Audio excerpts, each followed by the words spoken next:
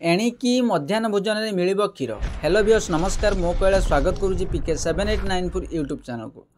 आज भिडियोटी बहुत गुरुत्वपूर्ण भिडियोटी संपूर्ण देखिए। भिडियोटी भल लगे लाइक शेयर सब्सक्राइब करेंगे, पाखर दिया बेल आइकन देवे ऑल नोटिफिकेशन ऑन करेंगे, जहाँफल नुआ नुआ भिडियो पाइपर।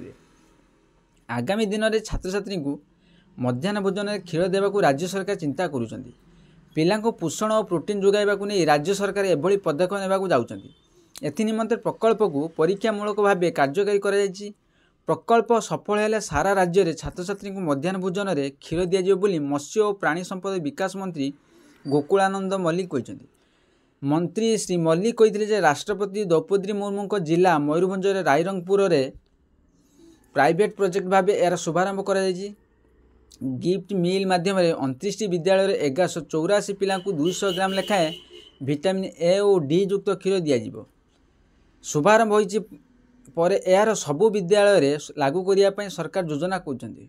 मुख्यतः ग्रामांचल पिला उपयुक्त पोषण पाई पारु नथिबारु सेमानु ठीक भाव विकास हेउनी तथा सेमाने विभिन्न रोग में आक्रांत होउछन्ति।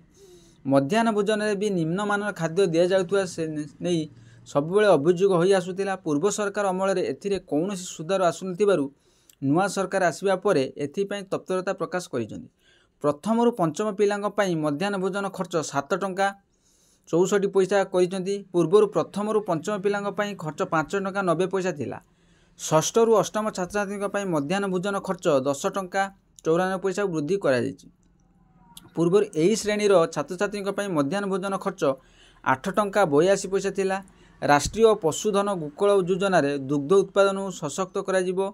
गोकुल योजना 3000 गाई दिज्वर व्यवस्था कर पाखापाखि 38 कोटी टंका खर्च करा जिवो। मुख्यमंत्री कामधेनु योजना 70% रियायती रे 2टी गाई लोक नेबार व्यवस्था कर। आशा करी वीडियोटी भल लगे लाइक शेयर सब्सक्राइब करेंगे, बेल आइकन देवे।